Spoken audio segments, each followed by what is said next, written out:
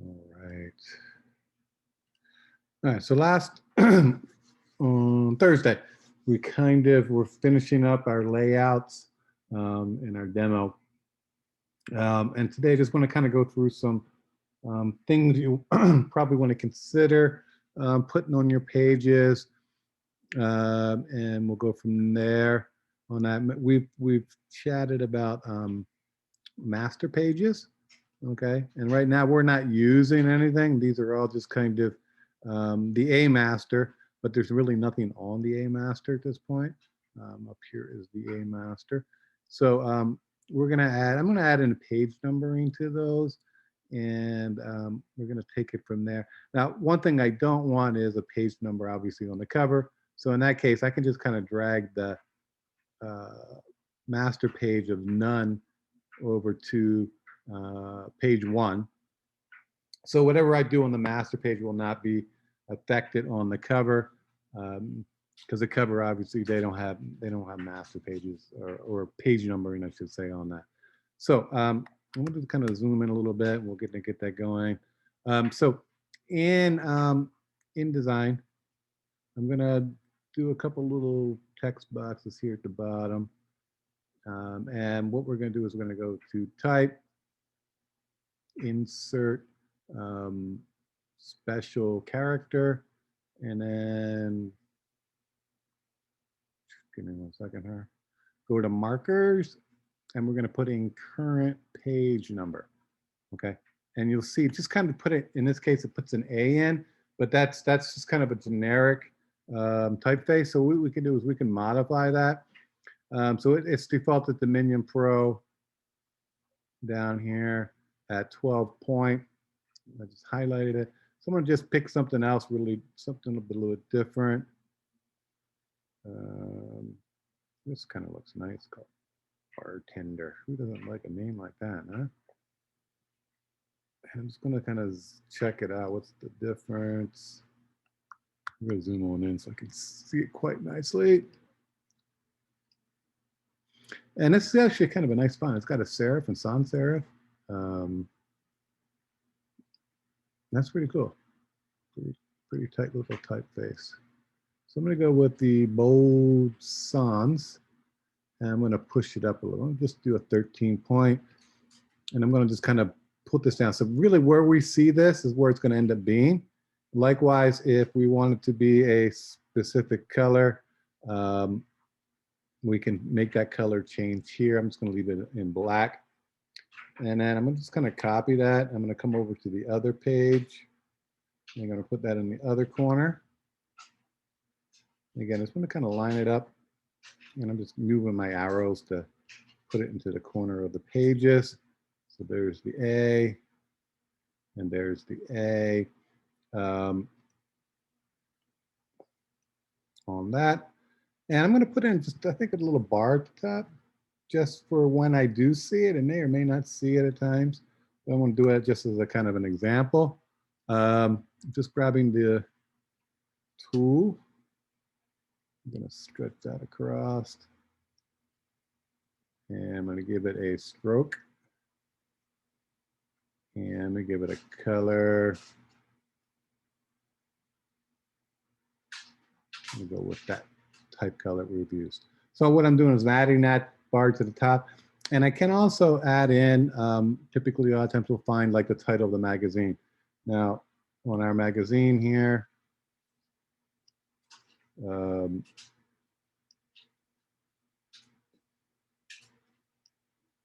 we called it Air and Space. Okay, so let me go back to my master. And I'm going to put that only on the right side up here. And again, just building a little text box. Air. And I think we're going to do that in all caps, just to be different. And I'm going to go back to that bartender typeface. And I'm going to click here to all caps. And I'm going to go with a little bit less boldness. Let's see. Okay, and we're at 12 point, push that to 13. I'm gonna pull that over. I'm just making my box a little bit smaller if I can work it. And again, I'm just putting this in the corner. And I went with the all caps so I don't have the descenders. I don't have anything dropping below the baseline of that type. And let me give it a color.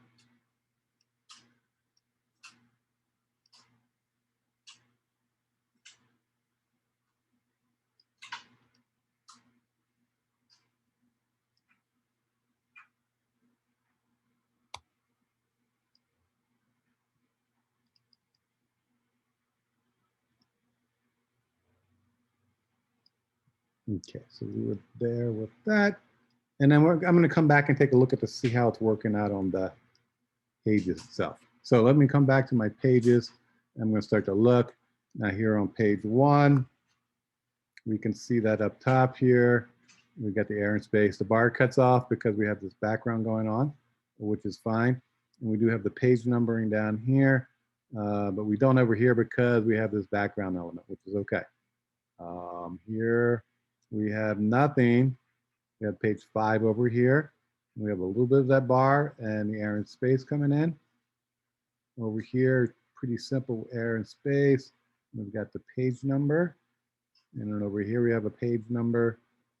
And we've got that bar stretching across, the bar across, page number. It looks like it fit. So what we're doing is kind of checking to make sure nothing kind of is like weird. Like if this picture was halfway through that 7 or page number, we will want to make a change to that. On the other page where there is no number, that's okay. It's not uncommon not to have a number on there. And I really see no need to put a number in here over top of the photo, right? I mean, we want to keep the picture going. We want to kind of keep the look and feel going on that. And so likewise here, we really don't need it because we have the number over here, okay? And then of course the cover, there is no master page apply, so it's got a master page of none. So it's not getting the page numbering and or that bar stripe coming on.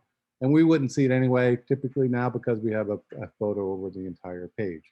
So just a kind of a little bit of extra things that we can add into our magazines to make them kind of look a little bit more realistic.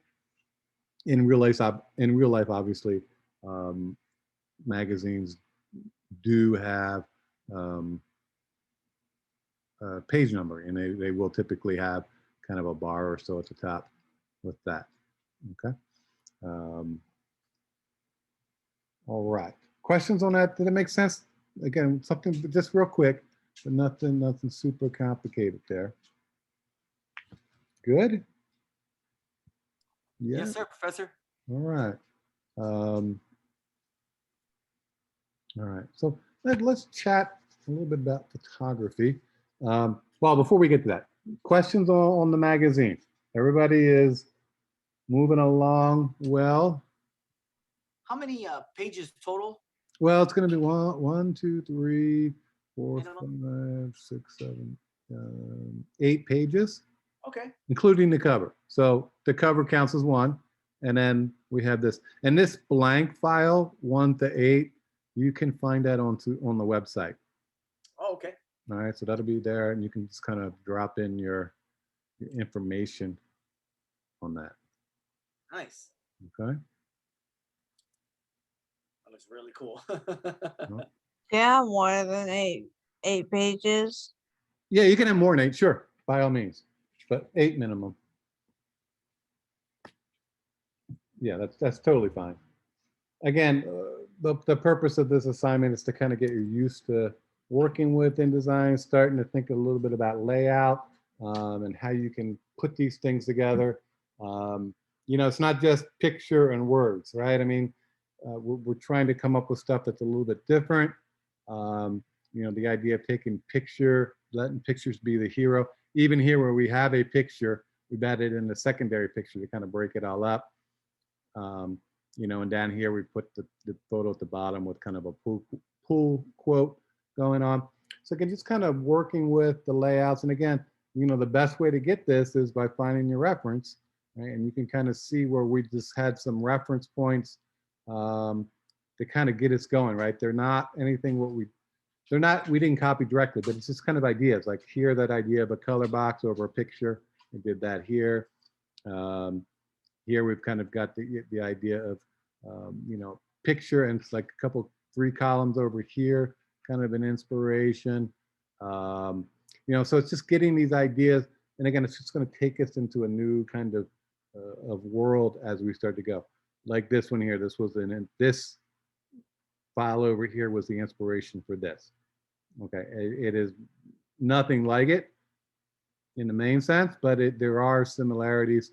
And again, we're going to build it up into be our own type of thing, and it's kind of nice. I think it's, you know, it's a cool way of working, and this is really how we work. Whether we're doing, in this case, a magazine layout, or we're doing a logo, or a book cover, we need that inspiration. Okay, to be designing without that, I would almost say, is not designing. And even if you're being creative in a pure art sense of, you know, you want to paint mountains and trees, you got to look at it, right? You got to either find images or actually go to a location to let those things filter into you. Otherwise, you know, it just doesn't work. So fill your life with inspiration based upon the project that you're doing. I'm back with you guys. Got a little unstable there. This is the magazine is our final project, yes. And this will be due a week Thursday, which is the 20th. Okay, so on the May 20 is our last class that it'll be due that class. Okay. My backup, my lagging gone away. I'm dropping this. Sounds good. All right. Questions about this before we go on and chit chat about photography for a spell? So just to make sure that the magazine itself, just more of a design layout thing, right? No actual articles that I need to write. Like you said, it's not an English class. No. So, you know, like I said, get words that kind of fit with your quote article, but no, I don't, you know, want you to write a story. Very good, very good. Okay, and then we critique. Yeah, we can critique you. Did you send it, or what you do? You want to attach it?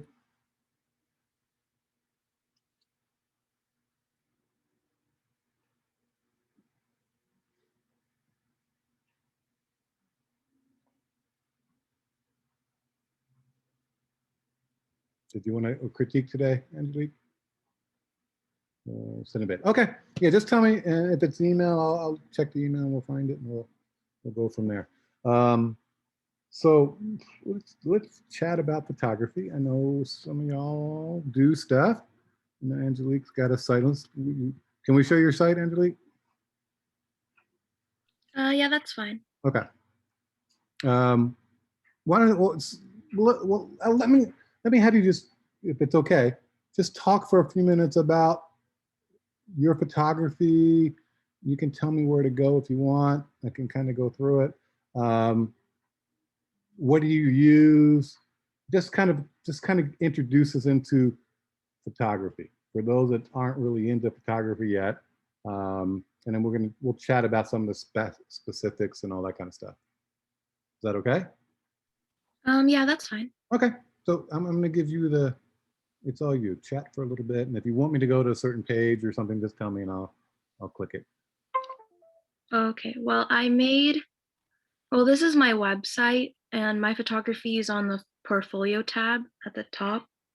But the camera I use is a Sony Alpha 7 Model 2. It's a mirrorless camera. A mirrorless camera, okay. Yeah. Um, what else can I say? I tried to get into concert photography before the pandemic, but Mhm. I was able to get a few media passes to a few like smaller artists. Okay. So then I could start stepping up into bigger artists, but unfortunately, due to the pandemic, I was unable to go to the concerts anymore. But yeah, uh, yeah, these are a few events that I've been to, and some pictures that I've taken for certain events or for people. Okay. Yeah. And what kind of lens does it have? Or do you use? Um, I believe, for example, on the homecoming photo shoot, I used a portrait lens, 85 millimeter Okay. lens. Um, what else? I also have a zoom lens, I believe. I have two zoom lenses. Okay. One is macro and one isn't. Okay. Uh, I believe one of them is 35 to 105 millimeters or something like that. Okay. Yeah. Um, in regards to lenses, for like people who are starting out in photography, I would recommend getting a standard lens, which is 50 millimeters just as a starter lens. It doesn't zoom, but if you do want a zoom lens, you could probably do get what I got, which is the 35 to 105 millimeters. Mm-hmm. If if it's macro, how do I explain macro lens? Basically, Well, it just when you are really close to an object, it focuses better on the object. yeah, I'll show some examples of them. What macro Okay. does. Yeah. So that's cool. No, it's nice. And I like how you said I got some passes. I'm working my way into it. Um, Yeah. I think that's how you got to do it. And obviously, the pandemic has interrupted things. But we're gonna get back there. I mean, there's already I'm hearing of bands getting ready to go back on tour and stuff. And I think in many ways this might be even a better time because we've been all so kind of crunched up. We're just looking for anything. Um, and I can tell you that events and artists are probably really looking to kind of you know get the work back out there, and and even from a photographic standpoint. um, so I think they might be even more open to having people come in because they just want to get back to normal too, which means getting their pictures out there and such. It's nice. This is cool. This is good stuff. um, yeah, definitely keep doing it, right? I mean, I think this is how you do it, and you got to go. This is what I'm working on, and here's some examples of my work. Um, and like I said, there's definitely a need for this kind of stuff, and concert photography, dude, that's crazy. Um, and the cool thing about it is that you can Google it and you can find a ton of examples of people that have been doing this professionally, semi-professionally, just to kind of give you insights as to how to do it. Really, the inspiration. So much like we're looking for inspiration for our layouts, looking for inspirations with photography, whether it be concert pictures or you down here you have some portraits and photo shoot kind of things. Um, this is great stuff. And and again, looking at locations that you think can work, looking at the styling with the clothes, all those kind of things are what the photographer tends to do, is kind of make recommendations for these kind of things. And there's definitely a need. Even though we all have our own cameras, we all want really cool shots like this, and it's really hard for us to do it ourselves typically. um, so being able to capture these kind of portraits, I like the portraits, is good. It really is cool. So yeah, you're showing a nice diversity, good color, good kind of positioning and composing. So really nice. You got a good eye, and definitely say you got to keep doing it, and you're going to go someplace with it. So let's chat just a little bit about um, photos. And let me just kind of uh,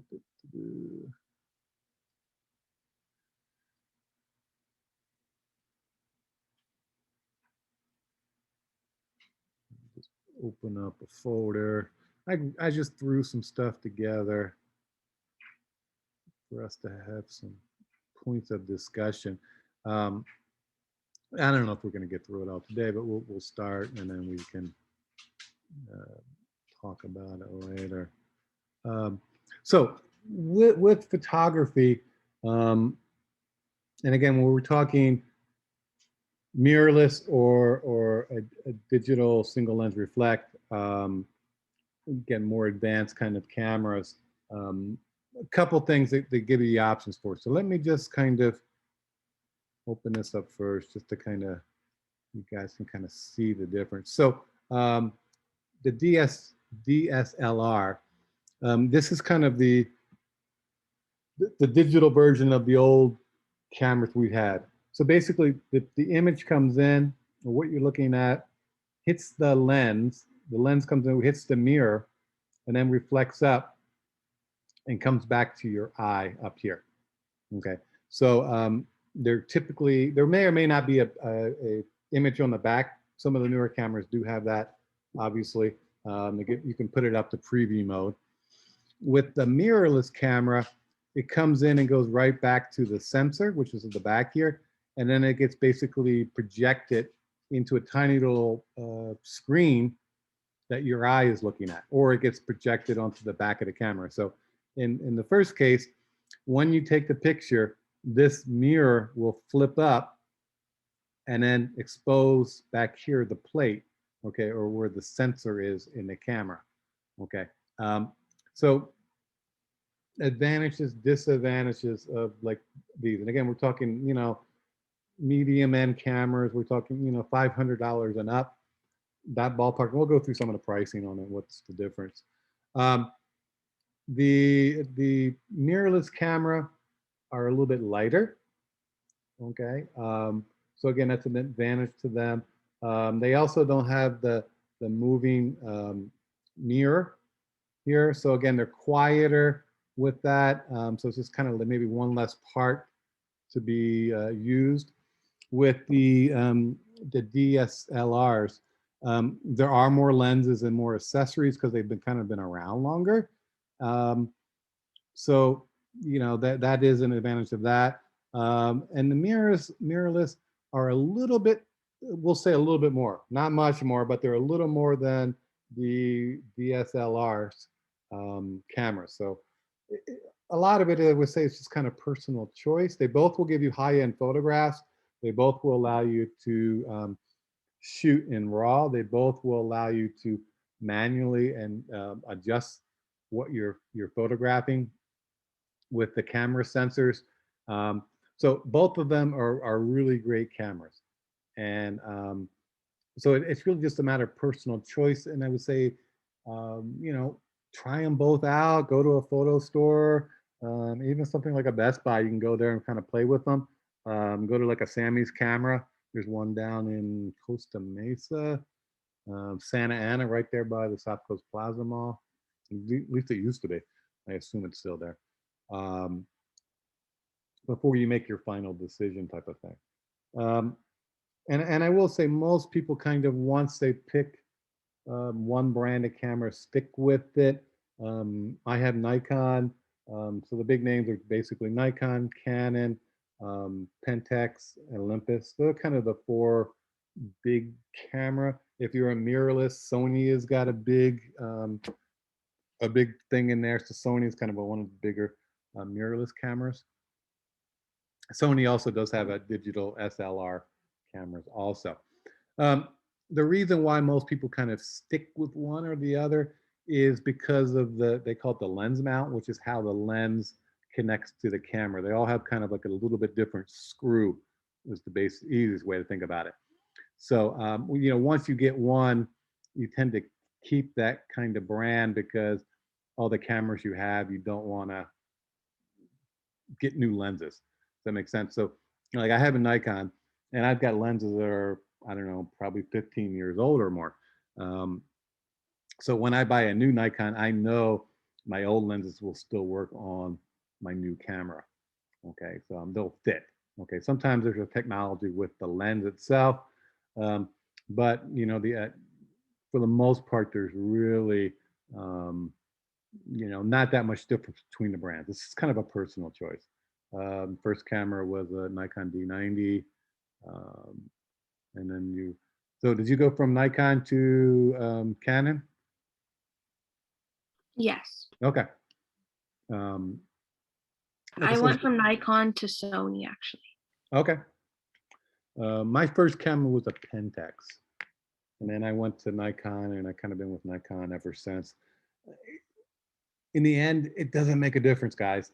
All right. I mean, you really can't look at the picture. And I know professional photographers. I mean, I'm talking people that literally make their complete living. Every dollar they make is through photography, and well accomplished. When it's all said and done, you can't tell if they shot with a Nikon or a Pentax or a Canon. Okay. There are slight minor differences. Some of it is just kind of what you're used to. But for the most part, if someone handed me a Canon right now, I would be able to take photographs with it. It wouldn't be a problem, and I'd be able to process them in my computer in Photoshop or Lightroom. So really, it's just kind of a personal choice. All of those brands are good. A buddy of mine who's, again, a professional photographer, he shoots with Pentax, which is one of the smaller brands now in that world. I mean, Nikon and Canon kind of dominate it. So they're kind of the biggies out there. And Pentax is, I'm gonna say, third or fourth in the list there, with Olympus being also in there. So it's really not about, what camera you have. As they say, the best camera you have is the camera you have in your hands. Okay. It's not the camera. It's not the camera. It's not. It really is the composition and your processing, your editing of it all. But this drawing kind of shows you what's inside, just so you can have a kind of a brief understanding. So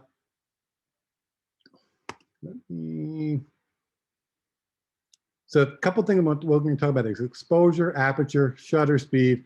The rule of thirds is kind of composition. We'll talk about that last, and then ISO. So I just kind of want to go through those so you can kind of get an idea of what they are. Let me find the right. Here we go. So the ISO down here, we'll start with that. In this case, they're showing examples of 50 to 25,000. This used to be what we call film speed. Okay, now we're typically, most of us are going to be shooting digital 99.9% of the time. So we used to go out and buy ISO or film that was 400 or 800, 1600, and maybe 32. But above that, you really didn't get too much of that because it just didn't work. But with a digital camera, we can work it. Now, this representation down here kind of shows you what we call the grain, right? We've talked about grain and the pixels in Photoshop. With a higher ISO, we're going to get more graininess. There's going to be more spots, we'll say, okay, compared to something like this 50 down here or 100 where there's very few. Okay, basically it's the sensitivity of how we're setting the camera sensor. Okay, remember, it's all done digitally, so there really is no film in there.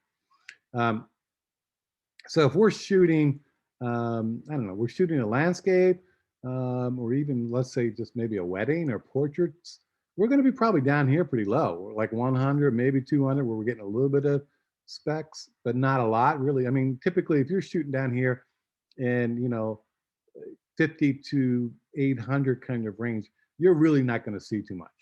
Okay, it's only when you get up to the super high sensitivity you're going to see.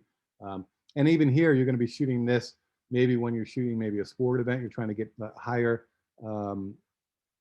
get more light in real quick, or maybe even doing some star photography. You're going to be up on the upper ends here.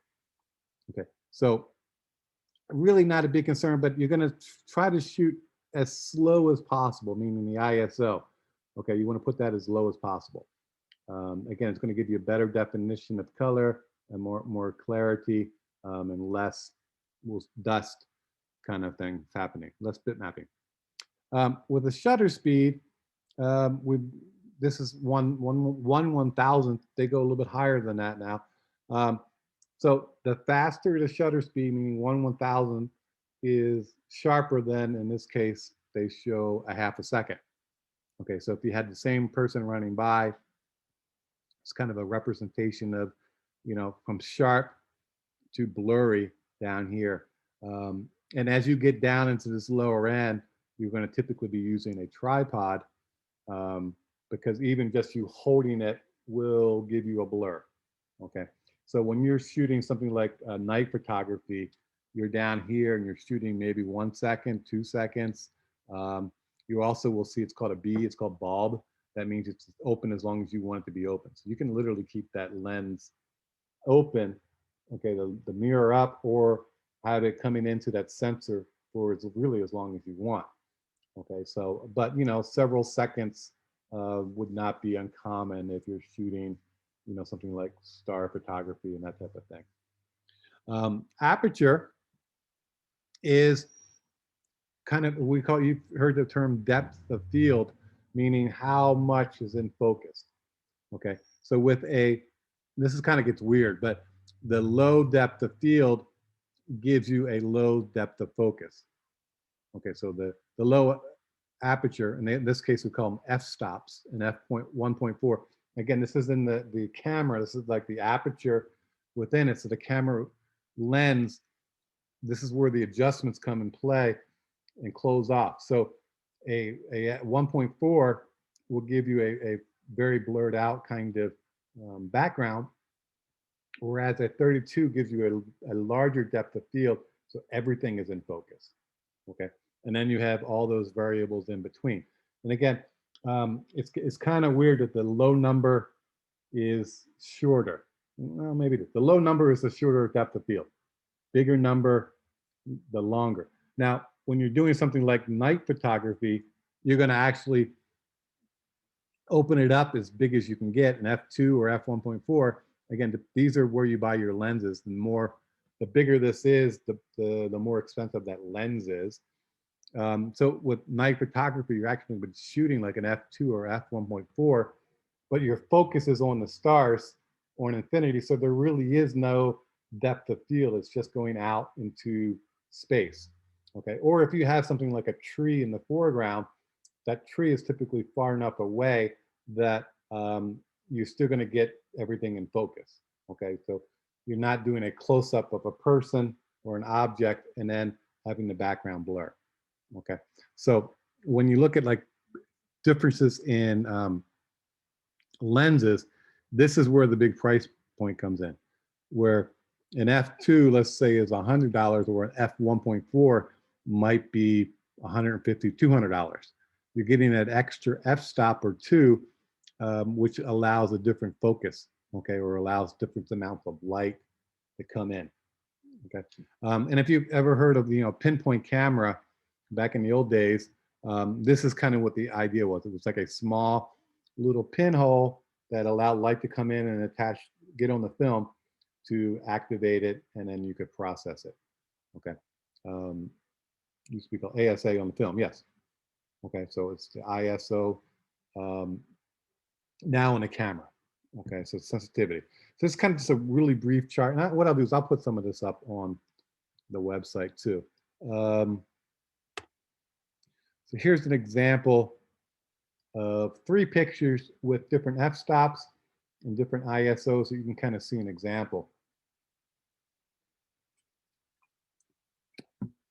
So f16, it's a smaller aperture, but it's giving you a greater depth of field. It's larger. Over here we have that 1.4 or a 2, and you can see the blur in the background.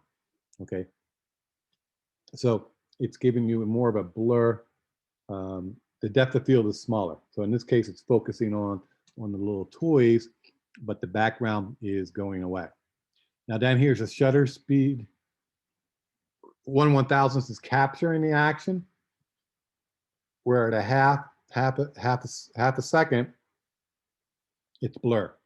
Okay, so again, these are in seconds. So one thousandth of speed is like, right? And then you have 1 second or half a second.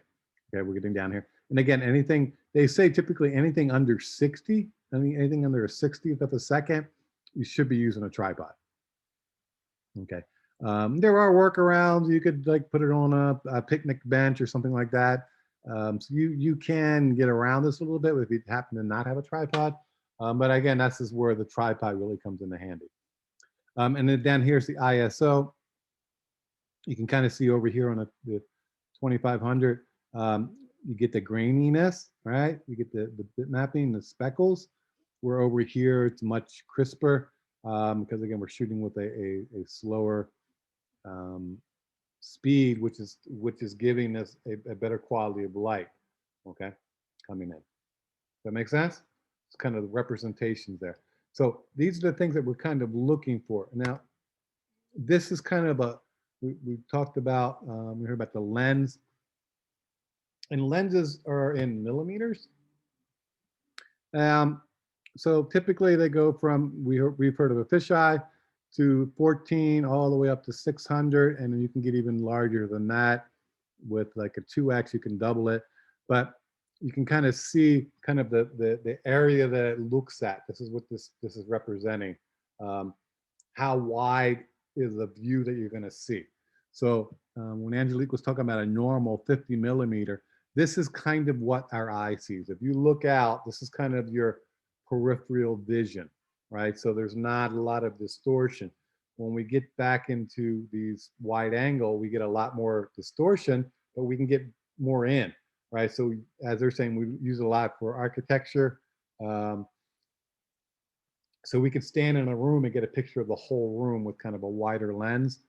And then we have a standard wide angle, which is 24 to 35. And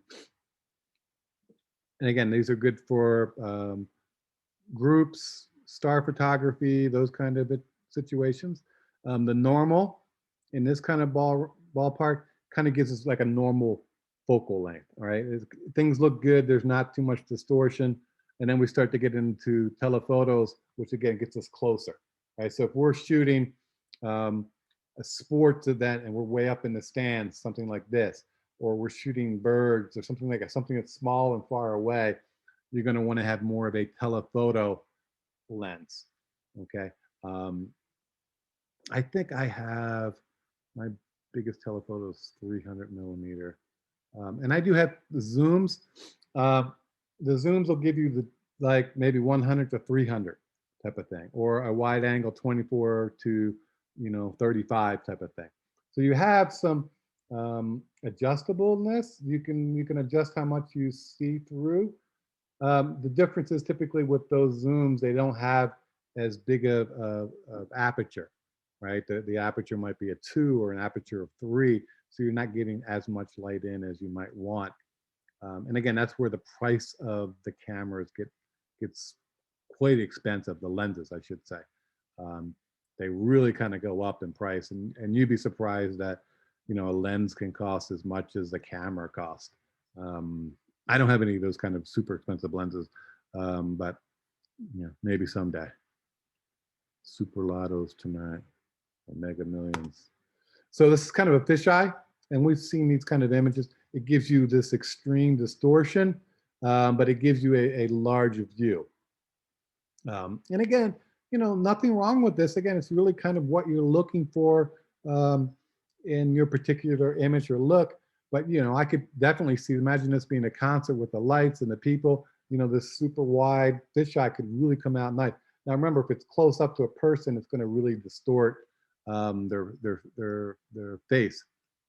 There was talk about a macro lens, and macro means close up. So many times you'll get a lens that not only shoots normal, but you can flick a little button on the side of it and will allow you to get in close for macros. Okay, so it's like extreme close-ups, and here's an insect with that extreme close-up going on. Okay, macros, flowers are great for that. Flowers are weird because they're actually harder than you think. And you go, well, how hard can they be? They're not moving, but they are actually, because the flowers are always kind of moving in the wind a little bit. And they have such a short depth of field sometimes. It's really hard to sometimes focus in on what you want with those, and get the whole flower in focus or not in focus. So flowers are kind of, like I said, they're fun to play with and experiment with, because they're not as easy as you might think. You think, oh, it's just a flower, but there's a lot going on there, especially from a photographic standpoint. And again, you add in the macros, so you're getting in close with them. It's kind of cool. So, and I've never really worked or shot bugs. It'd be kind of cool, but I've never done insects or such with that. But you can shoot these a lot of times with a zoom lens, and with, again, that zoom becomes a macro. There's an adjustment setting on the lens with that. And this is kind of a zoom. Okay, so the idea of shooting a bird in a tree, you can't get that close. You get too close, it's going to typically fly away. So again, you're going to have that zoom so you can bring it in. And again, a lot of times you see these pictures and they're cropped. So the picture may have been, twice as big, but they cropped it out, right? They came back in and they cropped it to give you the look that they wanted. So they're shooting wide and they're cropping it in to give you the focus that you want. So, again, this is where if you have a good lens and a good camera and a good sensor, you're able to zoom in not only with the lens itself, but you can then zoom in post-processing in Photoshop to give you the look you want. Okay, so this is where the advantage comes into play, especially with the digital lens, a digital camera, whether it be a mirrored or a mirrorless. You're able to zoom in, right? So basically the sensor is bigger. Okay, let me see. Did I get a picture of the sensors?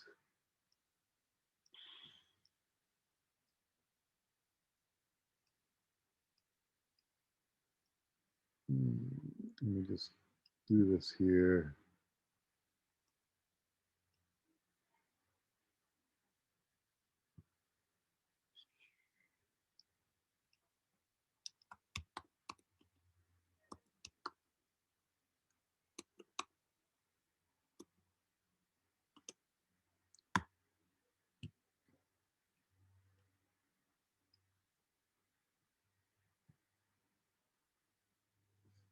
Okay, so on the bigger cameras, meaning like the mirrorless or the DSLRs, basically the sensor is the part back here that captures the picture. So you can imagine when you have your phone, the sensor is really, it's tiny. It's like a minuscule. And they give you incredible pictures for what they have, but it's got a really, really tiny sensor, maybe a 1/4 inch by 1/4 inch if it's that big. But with these DSLRs or mirrorless, you get a much bigger sensor. And at this point, they even what they call a full frame sensor, which gives you the size of roughly a 35 millimeter film, the way we typically used to do. So full frame, and then we get into these down here, and it's more of a compact camera, and then you'll get into a phone camera, which is even smaller.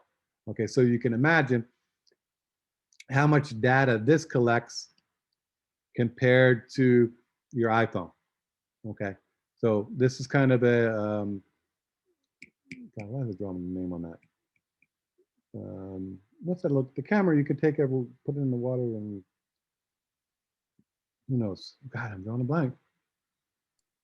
Disposable underwater camera? No, not disposable. The other one that's,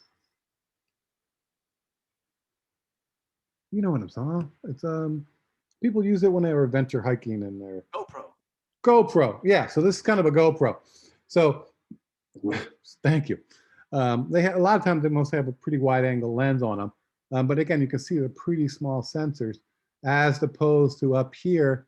This is kind of a higher end Nikon or Canon type of thing with a pretty big sensor. Again, this is the newer. My camera is more like this kind of sensor. I have an older one. My next will be a full frame sensor. And then they get even the bigger, medium format. So these are kind of even larger sensors. Okay, so these, again, these are way, way expensive. Okay, but they exist. Okay, and actually some people actually are still shooting film at this medium format because they just want that clarity and the processing and all that kind of stuff. But so small sensor, not as much data is collected, so therefore you can only blow up the picture so big, where with here you can get much, much bigger, pretty much as big as you want. And these are a little bit bigger, but this is kind of, these in here kind of standard now for the industry. And even a mirrorless camera is going to give you typically in this ballpark. Okay, so when they talk about the frame, this is kind of what you're looking for. You want the as big of area for that sensor and that data to be collected. And it's actually at the back of the camera back here. So it's in the very back where that sensor is in the camera. Okay.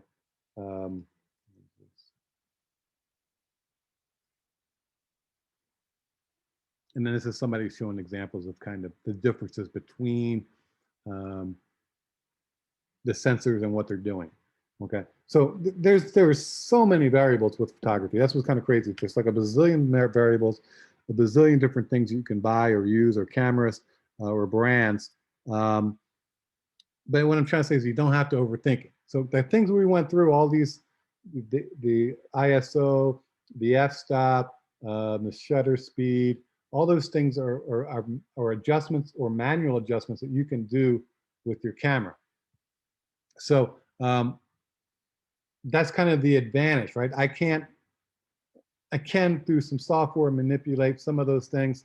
And with like my iPhone, there's like that portrait mode, which lets you adjust the aperture, how fuzzy the background is or not. So there's some of that, but it's never going to be the quality that a higher end camera has. And I just want to kind of show you, this is B&H. They're like a big online company based out in New York. And these, you know, here they are, $500. They're starting, and you can adjust everything. Does that make sense? You can make all these adjustments that we just did. The difference is it may have a little bit smaller sensor compared to the latter ones that we're going to have. The difference between these are typically what lenses are coming with it. So it's just really kind of looking through, you know, they got a bag or it doesn't have a bag or whatever. This case, when it says body only, it's just this. You have to buy the lenses separate. Okay. So the advantage is if you already have the lenses, you don't need to buy a kit, meaning you get the lens with the camera. You can just buy the body, and then you can put your own lenses on it. Okay, so here with the Nikon, the Pentax, base level Nikon. Now, the differences between this, and we'll show you one that's 1,000 or more, it's probably the sensor. Sometimes it's the speed of how the camera can work. Also, you'll see on these, there's no kind of adjustments here, where with the higher, more expensive ones, you get those kind of adjustments, the aperture, I'm not sorry, but the shutter speed and such like that, you can make the adjustments here. Okay, so that's kind of the higher end. You'll see these here. On the other ones, you can make all the adjustments. You just typically do it on the back or within through looking through the viewfinder here. You preset items here. And a lot of it, again, just comes down to preference. And this is a refurbished one. And that's nice. It's nicer than what I got at this point. I've got a older Nikon that I haven't updated yet. And you can see they're starting to get in there. And again, what's the difference? This one's coming with a lens and a microphone. The same lens. So again, you have to compare. I don't know what really this one has that one's got a microphone and this one doesn't. They all shoot video. So you go, why a microphone? Because these things can shoot video. Okay, much like your iPhone or such can. Almost all of these will shoot video. And the cool thing is like some of these more expensive ones, they have wireless setup, so we can literally you can wirelessly send pictures to your phone. You can wirelessly send things to your computer. You can send it up into the cloud. There's all kinds of crazy cool things that are happening. You're able to literally look through your camera when you have your, look through your phone when you have the camera set up. It will show you what's on your camera, and you can actually take the picture like a remote shutter with it. So the technology is getting kind of crazy cool. And they go up. So is this $2,000 camera going to give you a better picture than the 500? Yes and no. Okay. What it does give you is probably a better video recorder built in, maybe a little bit faster processing, meaning it could shoot more pictures in a second type of thing, and then probably a little bit better sensor. But it really is, it's not going to give you a better photo, because that all comes down to composition and layout. And we'll talk about that on Thursday. I don't want to kill us all today with that, but I just want to kind of go over some of the base equipment. And it really is there. It's really just kind of ask around, talk around, see what people have, and then going to a store and kind of looking at it and see what feels right, what's got the weight that you want. These can get a little heavy, okay. Not that it's a bad thing, but they can get heavy. Let me see if it's giving me a weight on that.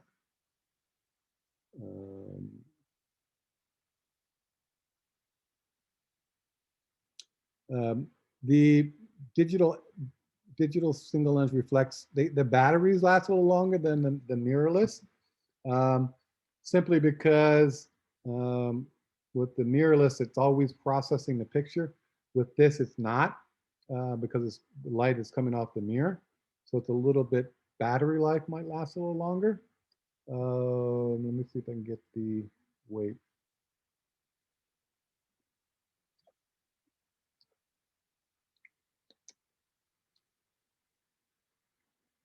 It's got Wi-Fi connectivity. See, it's crazy now, man. Crazy.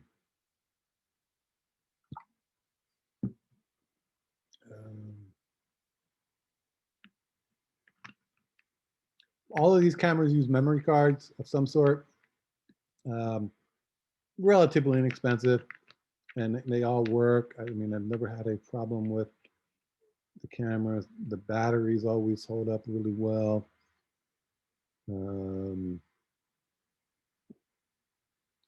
This has the microphone. I'm not seeing the specs on that. Anyway, is it over here?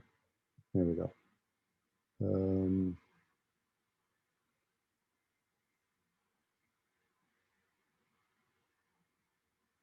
These have, built-in flash. That's pretty common. Wireless telephotos. Yeah, right. That's kind of cool. That's kind of my next thing.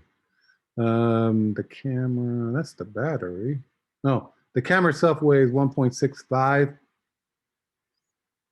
The lenses vary, again, depending on what kind you have. Zooms obviously weigh more. So, you're looking at maybe a couple pounds. Then you might go 2 pounds. Well, it's not a lot, but as you're carrying that around your neck, trust me, it gets heavy. All right. So it's just a matter of choice, okay, and what you're trying to do with your camera. Okay. And again, you can always upgrade, right? I mean, it's like, and then you can sell your old one off, whatever happens to be, right? I mean, everybody's, they're always going to come up with something new. It's like a car, right? There's always something new with the new accessories, a new kit and caboodle with it. And it's just a matter of choice. Again, the biggest thing is, do I want to go like Nikon or Canon or Pentax? Really because of the lens. Okay, so if you buy this with this 16 to 80 lens, as you buy another lens, or maybe even a wider angle or more of a zoom, when you buy your next camera, those same lenses will work. Okay, and lenses are, honestly, they're the word of money costs. So let me just pull up photography lenses. And we're going to go with DSLR. So, here's a lens. It's a 24 to 70. $1,800, $1,900. That's a lot of money, right? It costs more than a camera. Okay.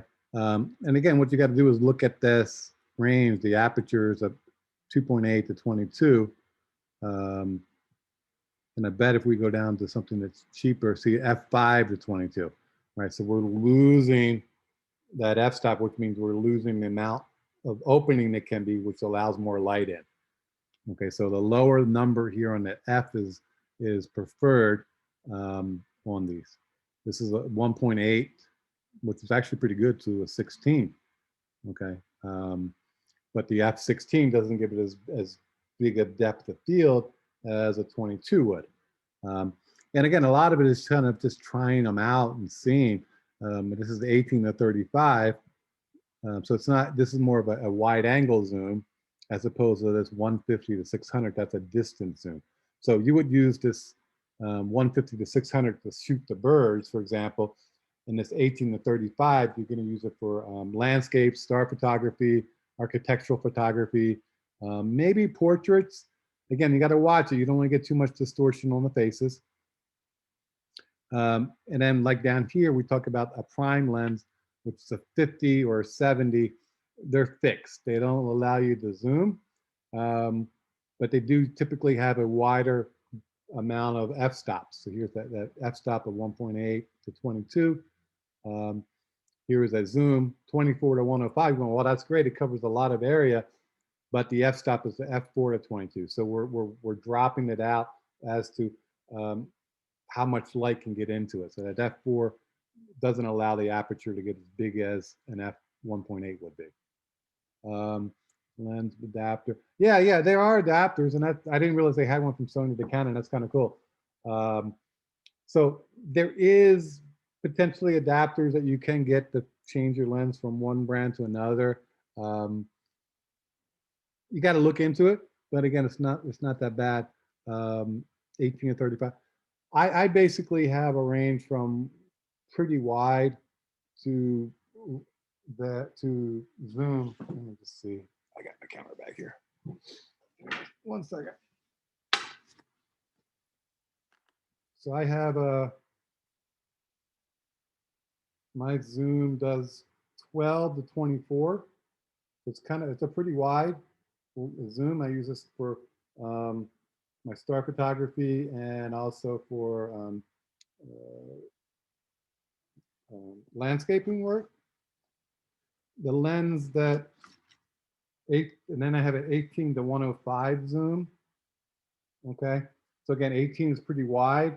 The 105 give me a decent zoom, and this lens is actually breaking. But this ring came off, so like it's weird. It gets stuck.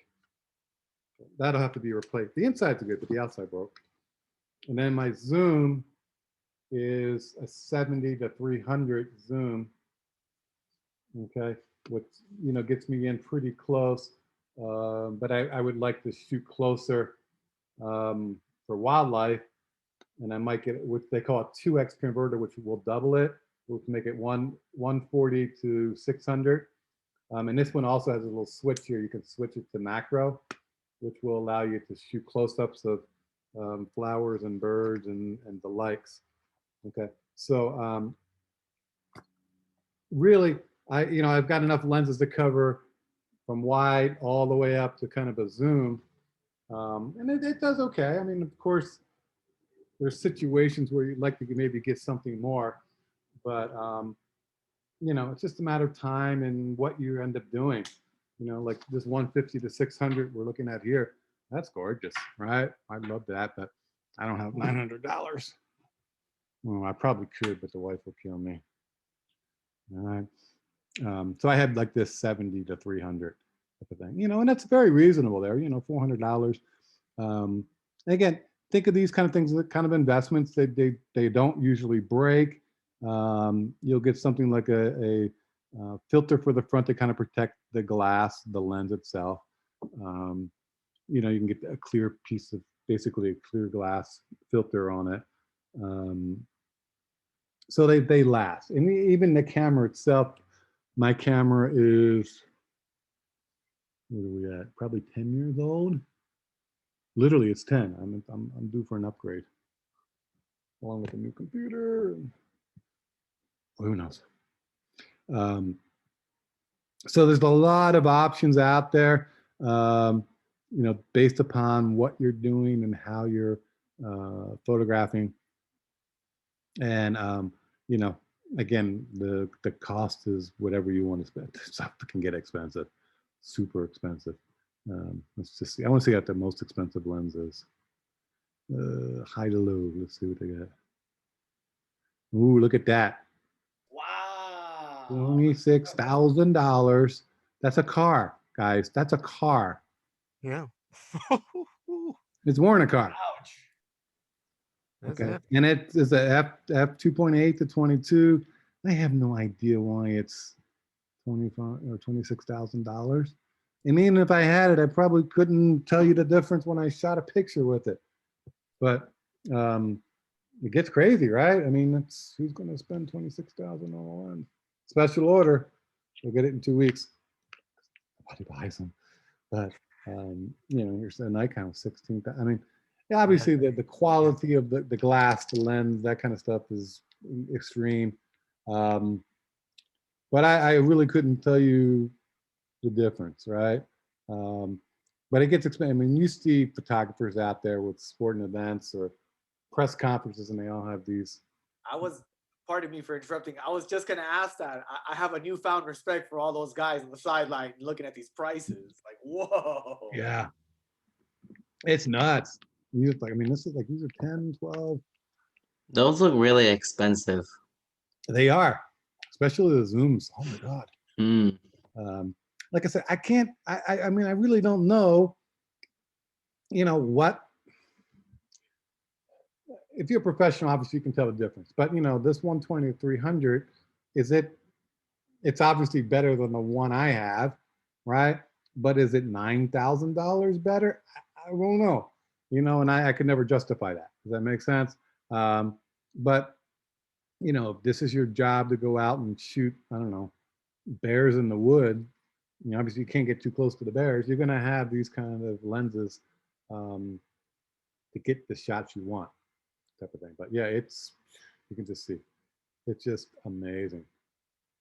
Yeah, it's more than most. I mean, come on. I don't even know if I won the Mega Millions tonight, I'd go out and buy a $26,000 lens.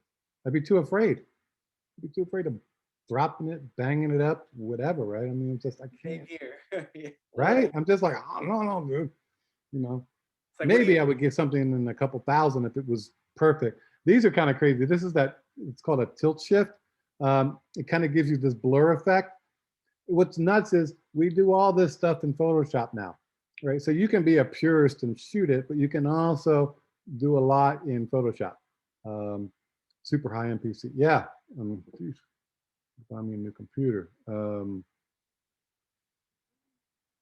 It's nuts. I mean, and again, I look, I'm like, I really don't have a need for something that's $2,000 lens. You know, not at this point. Who knows? Let's see if they show you what that does. No. And like I said, you buy a filter, go on your lens, flashes, you get the whole kit, right? You can do anything you want. It's like, it's a whole crazy world of photography. But what I recommend is getting something that's, you know, in your price point. Don't go nuts, especially if it's your first time. You know, get one that works for you. Get one that's in the price point that you can deal with. You know, I don't know. I wouldn't buy these like kids cameras. I don't. Your iPhone is as good as these things are typically. They have a little bit bigger sensor, but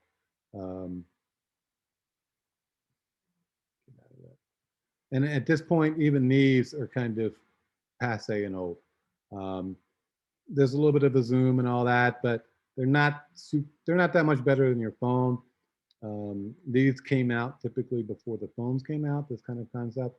And even I had one before my phone because it was kind of cool. It was small, you could carry it around. Now you just have your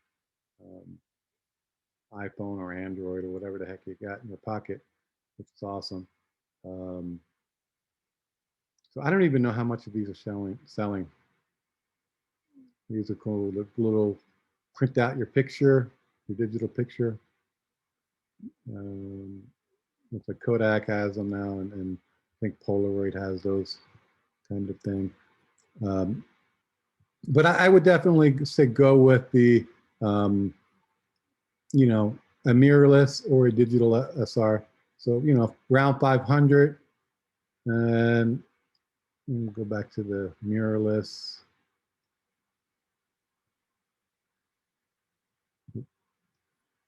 You don't want a Sony Alpha 1, 6, 60. Whoa. 6,500 without the lens.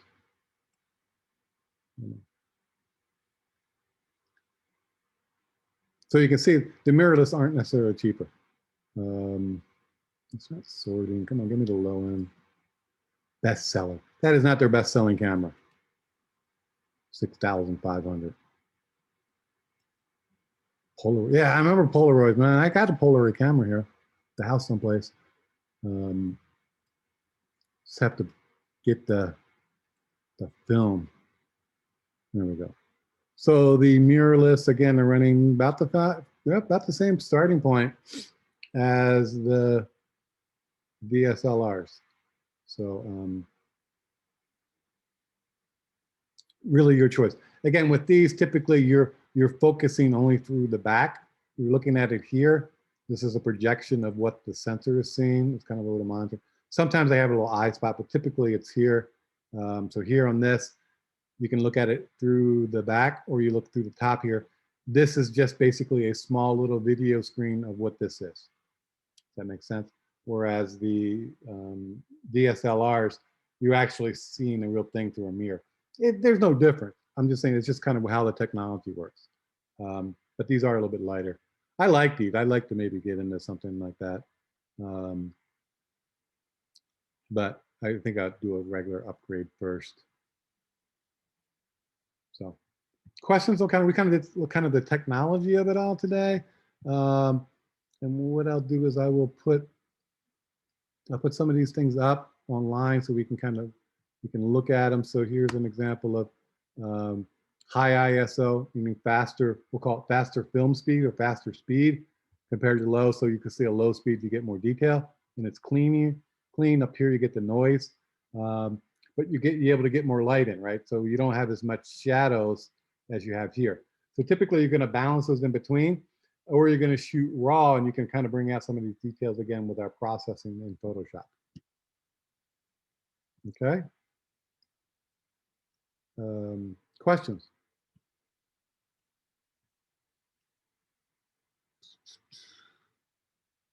Sure is a lot to know about cameras. Is a lot, yeah.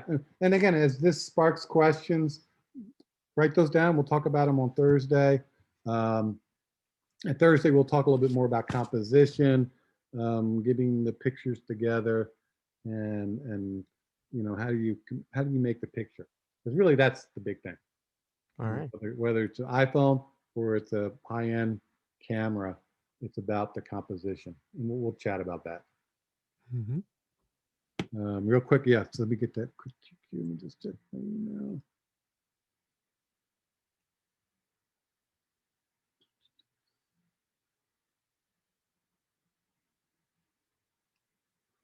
Did you send it to Daniel? There we go. Oh, there it comes. Nice. Oh, nice. Yeah, let me get this opening.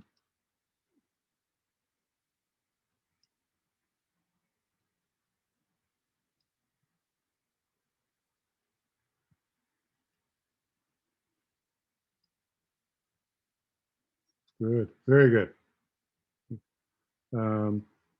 Maybe a little less letting, meaning kind of, whoops, let me get the share back on. Hold on. Talking to myself here.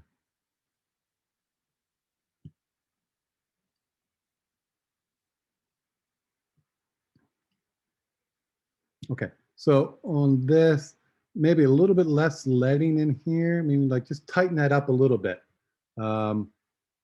But that looks nice. This really looks, this is totally sweet. I love how you worked in the title behind. Looks good. Excellent.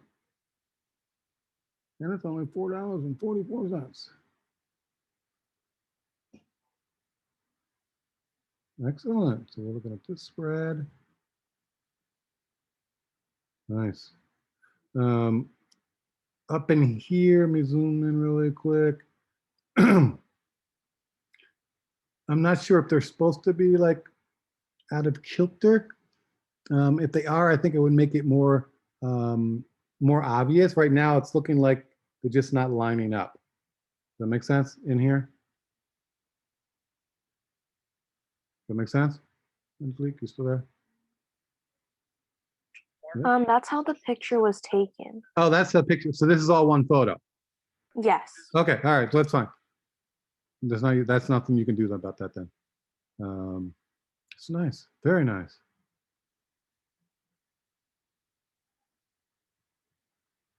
Back in here. Good.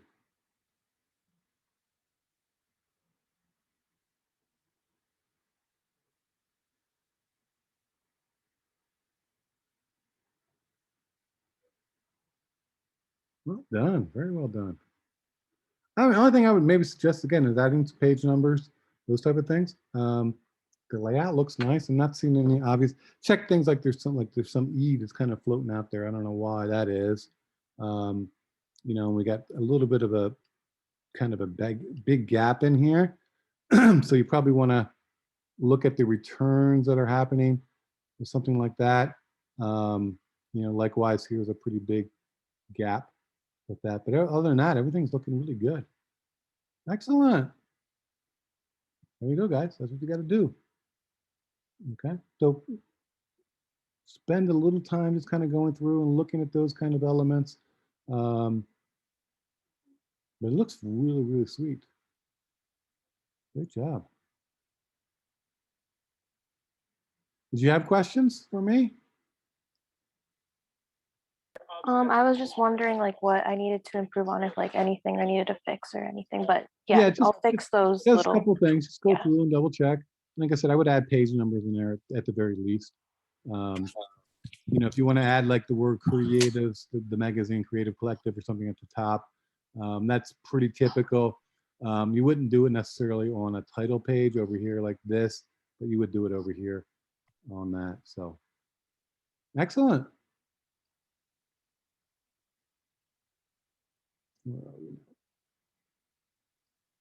All right. Anything else? There we go.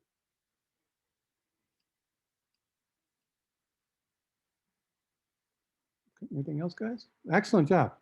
All right. So yeah, feel free to send it to me. We can look at them in class. We've got, you know, Thursday, we've got Tuesday.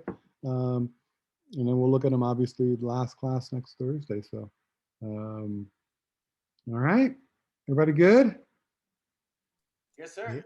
Mhm. All right, guys. Any questions about the photography, the camera stuff?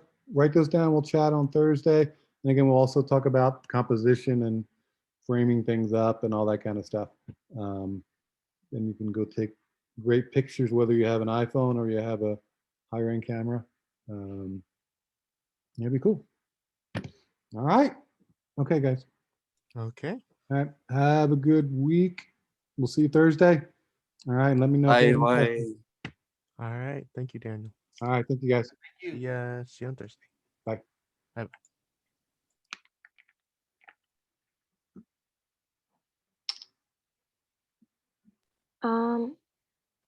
Can I ask a question? Yes. Is it possible for me to ask to get a letter of recommendation for when I transfer? Oh, yeah. Yeah. Just tell me who you want it to be written out to or that type of thing. Okay, do I Yeah. email you? Yeah. Just send me an email. Okay. You know, and like what it's for, to get into this, whatever it is, just tell me what you want it to be. And if there's anything special you want me to, you know, make sure that I'm calling attention to, let me know. Okay, thank Okay. you. And no problem. Have a good day. Thank you. You too.